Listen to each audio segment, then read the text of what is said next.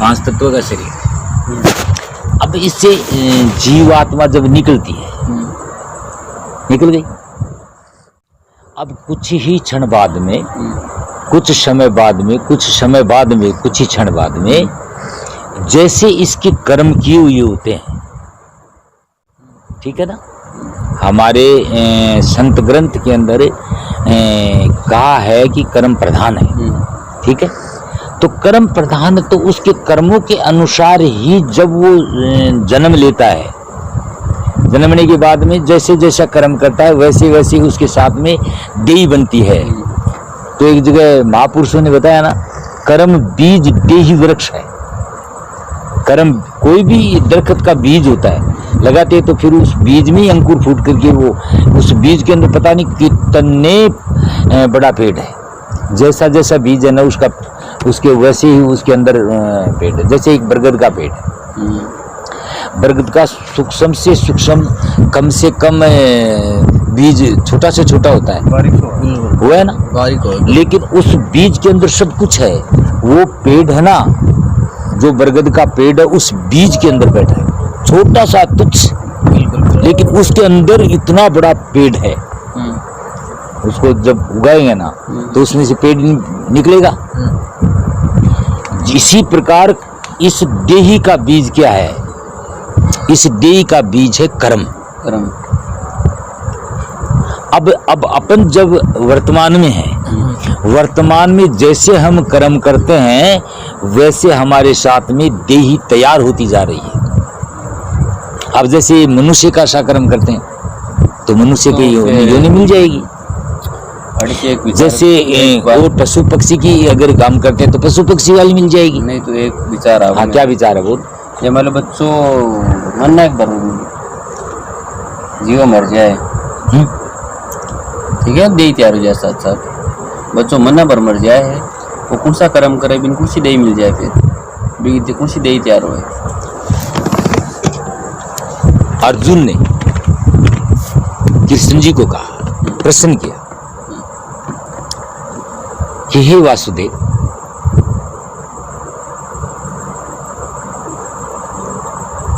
पिता के पहले पुत्र नहीं मरना चाहिए, ये नियम है। लेकिन आज हम देख रहे हैं प्रत्यक्ष प्रमाण की जरूरत को नहीं कि पिता के पहले पुत्र क्यों मरता है। ये प्रश्न किसने किया? अर्जुन ने किया, है ना। अर्जुन ने प्रश्न किया। और स्त्री जवान अवस्था में विधवा क्यों हो जाती है? उसने क्या किया था? और जन्मते ही लंगड़ा क्यों हो जाता है?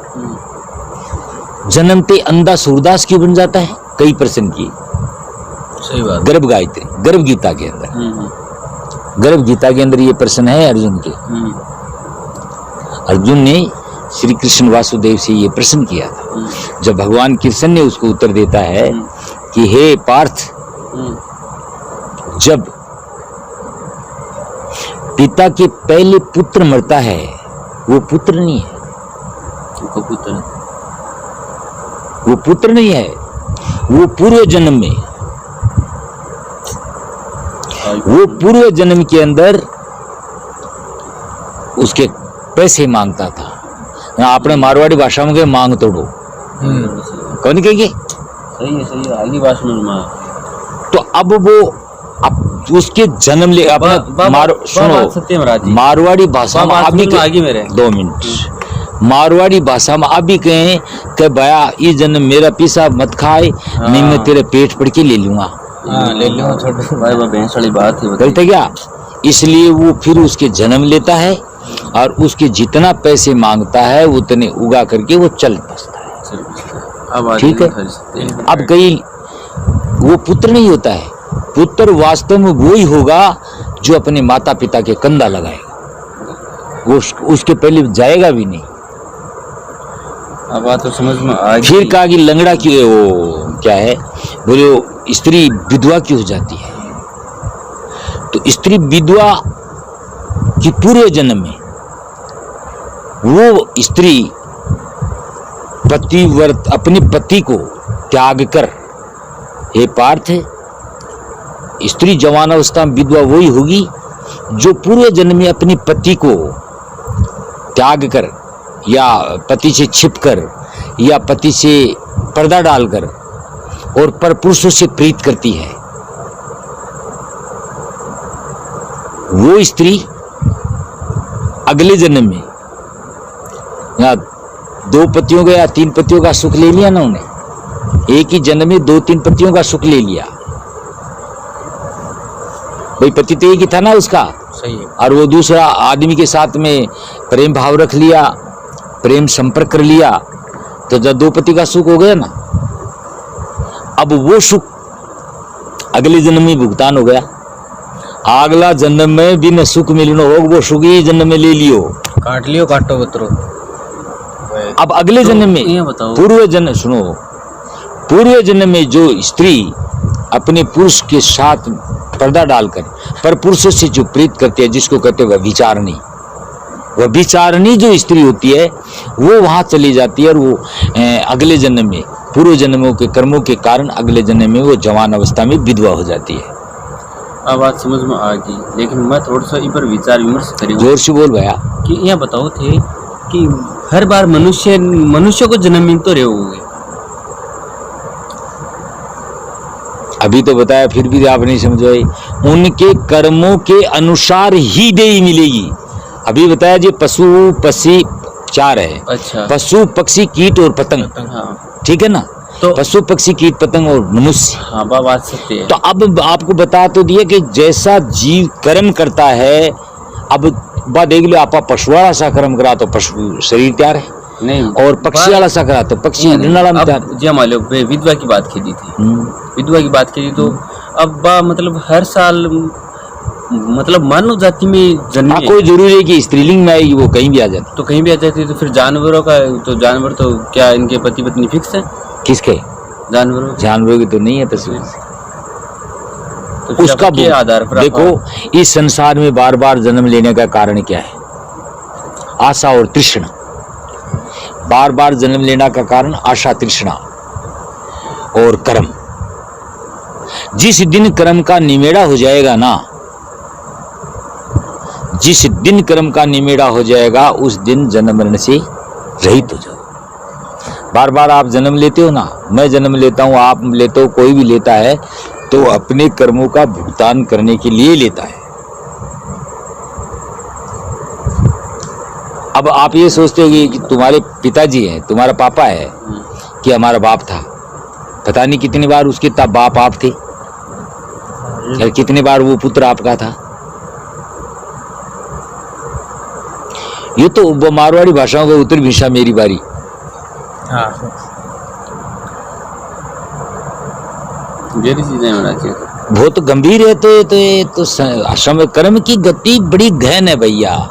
कर्म की गति तो मतलब बड़े बड़े महापुरुष भी नहीं इसको बात बता दी कि भाई मत हन पूछी थे, बता दी कुछ मत नहीं पूछो कि दे की बात चल गई। जी हाँ, जब सागे दे तैयार रहती रहे, जब वो बच्चों जन्म ले मर जाए ना, वो तो थे वो कर्म के अनुसार बता दियो, तो वो कर्म करे तो कर्म तो वो अच्छा कर्म कर रहे हो कि जो वो था दिन में जातो रही बी की भी तो कोई दे तैयार हुई ना। अरे वो अच्छा कर्म कहाँ हुआ यार? तो पूर्ण भुगतान करवा के ले, पूर्ण भुगतान के लिए वहाँ आ गया, चला गया, तो कोई दे ही निर्धारण तो पसंद दे तो होगी, तो पूर्व कर्म थोड़े भुगत लिए उन्होंने, वो तो उसी के लिए आया था, वो अपना भुगतान उसी के लिए करने के लिए आया था, उसका भुगतान करके चला गया। सही। अरे नाथुदास जी महाराज बताइए ना, कर्मों की गति गहने समझे संत सुजान, क्रियामान शरीर से करता जीव अज्ञान, करता जीव अज्ञान संचित की उर में ढेरी, और प्रारब्ध का भोग भोगे सांझ सवेरी। प्रारब्ध का भोग भोगे सांझ सवेरी। सुबह शाम जो मिलता है वो प्रारब्ध के कर्मों की पुण्य की बदौलत से ही मिलता है। दुख मिलता है तो प्रारब्ध के कर्मों से ही मिलता है। प्रारब्ध के कर्मों की गति गहने समझे संत सुजान, क्रियामान शरीर से करता जीव ज्ञान, करता जीव ज्ञान संचित की उर में ढेरी, प्रारब्ध का भोग भोगे सांझ सवेरी। नाथु विवेक विचार से संचित कर्म जल जाए, और कर्म होता नहीं सहज मोक्ष। तो ये देह आपकी जो वर्तमान में खड़ी है ना, ये प्रारब्ध के कर्मों से ही खड़ी है, ये कर्मों की बदौलत है।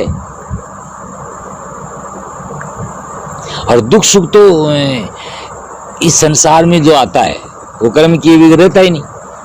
निश्चल कौन बैठता है? कोई कुछ करता है, कोई कुछ करता है, कोई कुछ करता है, कोई कुछ करता है। अब रही बात वो किसी संत महापुरुष की शरण में चला जाता है और वो संत बताता है, वो संतों को तो बार बार सत्संग कोटि कोटि प्रणाम जैसा ही की है। इन संतों के कहे के अनुसार यहाँ चाहे 50 बारी सत्संग में जाओ और 50 बारी गंगा जी में नहाओ और 50 बारी या आप कहीं भी जाओ चाहिए, लेकिन जैसे गीता पढ़ते हो, जैसे सत्संग में किसी महापुरुष ने आपको कुछ कह रहे हैं, जब तक गीता पढ़ ली या कुछ भी पढ़ लिया, कोई धर्मशास्त्र पढ़ लिया, अब उसमें जो लिखा हुआ है उसमें जो सत्य सार रूपी निर्णय वाणी है उसको ग्रहण करो, ग्रहण करके फिर उसके अनुसार चलो, अपने जीवन में उतारो। ऐसे ही सत्संग में जाते हो तो कोई महापुरुष सज्जन पुरुष अच्छी निर्णय वाणी कह रहा है तो सुनने से क्या हुआ? सुन लो 50 बारी, जब तक उसको सुन करके और अपने जीवन में नहीं उतारा तो व्यर्थ है। आप वहां जाओ चाहे मत जाओ, घर बैठ जाओ, नींद भी क्यों को है अपनी नींद भी क्यों को?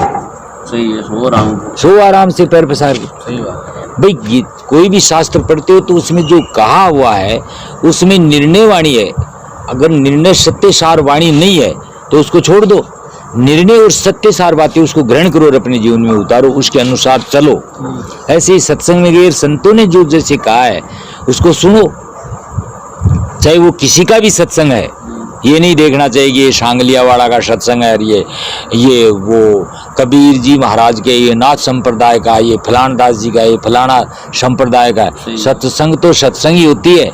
और अब जो भी महापुरुष आया है उनकी सुनो और आपको उसको तोलो, परखो कि ये कहाँ तक सत्य है, ये बात जो कह रहे हैं ये सत्य है या असत्य है। उस पर श्रवण करो, उसका श्रवण करके मनन करो, मनन करके चिंतन करो, चिंतन के निदासन करो, आपको सार मिल जाएगा कि सत्य है असत्य है। अब सत्य है उसको अपने जीवन में उतार लो, बाकी छोड़ दो वहीं पे। आप साथ में ले जाते क्यों जी? गलत है क्या बात? गलत है क्या अशोक जी? तो बस मैं सारी चीजों गुजर के रहूंगा, बाद में उधर पढ़ना सही होगा। भजन इसी को कहते हैं, अति उत्तम कर्म। अब स्वरूप को लखने के लिए क्या चाहिए? स्वरूप को लखने के लिए क्या बार बताया मैंने कि वो निराकार निर्लेप है, अदृश्य है, उसके कोई रंग नहीं, कोई रूप नहीं, कुछ भी नहीं है। लेकिन जैसे अबार आपने बताया था कि हवा को निहार नहीं सकते, देख नहीं सकते हवा को, लेकिन अनुभव कर सकते हैं। इसी प्रकार उसका किसी महापुरुष की निर्णय वाणी सार शब्द रूपी वाणी लेकर के अपने जीवन में अनुभव कर सकते हो उसको। या कोई बात भर के देख लो, ये जहाँ थे में बेटा जहाँ दी जाएगी आदर्श है, गलत है ये? महाराज हाँ बोलो। जो शराबपुर तो है मास्टर, हाँ और फोन करे उधर दिक्कत है। तो कहने का तात्पर्य ये है, अपने आप की जान कदू है। जना पहली चोटी वो निर्णय किया है कि चित्त शुद्ध, चित्त शुद्ध, चित्त निर्मल, चित्त साफ। स्वामी जी महाराज, खिमादास जी महाराज के, सांगलपति जी महाराज जी के दिल अपना कर साफ। साफ को मतलब शुद्ध, इनमें कोई गहरा सांपला नहीं रहना चाहिए, इनमें विकार की बात नहीं रहना चाहिए। पहला काम है, प्रथम काम है कि भाई संता के शरण में जाके चित्त न शुद्ध करो, यानी बुरा विचार नहीं आना चाहिए। ध्यान और ज्ञान में, ज्ञान और ध्यान में अंतर क्या है? क्या अंतर है? ज्ञान और ध्यान में अंतर क्या है? ज्ञान और ध्यान में अंतर क्या है? ध्यान से ज्ञान प्राप्त होता है। ज्ञान बिगर ध्यान कैसे करोगे आप? अगर आपको ज्ञान नहीं होता तो कपड़ा क्यों पहनोगे? ध्यान को ज्ञान ही नहीं हो जाए, ध्यान के ठम कर लिया। ज्ञान ही नहीं होगा तो तू ध्यान कहाँ से करोगे? जब आपको ज्ञान नहीं है तो कपड़ा क्यों पहनोगे? नंगा फिरो ना। ज्ञान है जब भी तो आप कपड़ा पहनते हो। दोनों एक दूसरा का पहलू ध्यान नहीं, अंतर क्या है? ध्यान, ज्ञान और ध्यान में अंतर क्या है? ज्ञान ध्यान को चलाता है। हैं? ऐसे मत बोला करो, नहीं आता तो बता दिया करो भाई हमारे को ध्यान ज्ञान ध्यान न को अरे अटपटांग बाग सत्संग में करते क्यों? मेरा विचार ये है महाराज जी, ज्ञान बिना ध्यान को नहीं, ध्यान बिना ज्ञान को। ये तो बात आपकी सत्य है कि ज्ञान के बिना ध्यान नहीं है, ध्यान के बिना ज्ञान नहीं है, ये तो बात सत्य है। लेकिन अंतर पूछता हूं कि अंतर क्या है? क्या अंतर है? गुरु महाराज की कृपा से, सांगलपति महाराज की कृपा से मैं बताता हूं जैसा मेरा विचार है। ज्ञान में विचार चलते हैं। अब वो ज्ञान ही हो रही है ना, इन विचार कौन चल रही है? हाँ, एक दूसरे विचार थोड़ा रहे, विचार चल रहे हैं ना, ये अंतर है। ज्ञान में विचार चलते हैं और ध्यान में निर्विचार, साइलेंट हो जाए, साइलेंट, निर्विषय मन। ध्यान लागू एकदम से मन की नहीं। बिल्कुल सत्यवाद है, सत्यवाद है। ये अंतर हो बन गए वही को भाई। ध्यान लगाते हैं किसी को, जब जिस पर हम ध्यान लगा दिया, सारे संसार से ध्यान उसी को कहते हैं जो निर्विषय मन हो जाता है। कोई भी दिमाग के अंदर, मस्तिष्क के अंदर कोई विचार नहीं चले संसार का। ध्यान और शक्ति से दूर हो जाओ, भ्रम ज्ञान, हाँ, विषय शक्ति किसे कहते हैं? संसार आ गया विषय के अंदर। अब संसार का कोई भी, जब तक हम ध्यान करते हैं और जब संसार का कोई भी अगर विचार आ गया मस्तिष्क में, उसका ध्यान नहीं। निर्विचार और ध्यान में से विचार चलता है और ज्ञान में, ज्ञान में विचार चलता है और ध्यान में निर्विचार, निर्विषय मन, निर्विषय मन हो जाता है। और एकदम एकाग्र चित्त हो जाता है ना, तो जब समाधि लग जाती है। ये बात है भाई साहब। और मेरा विचार तो आज जगह आपके सामने कई है, और संत महापुरुषा का तो प्रमाण बहुत गहरा है, बाकी तो बार बार प्रणाम है। जय साहिब की है। बोलो गुरु सांगलपति महाराज की।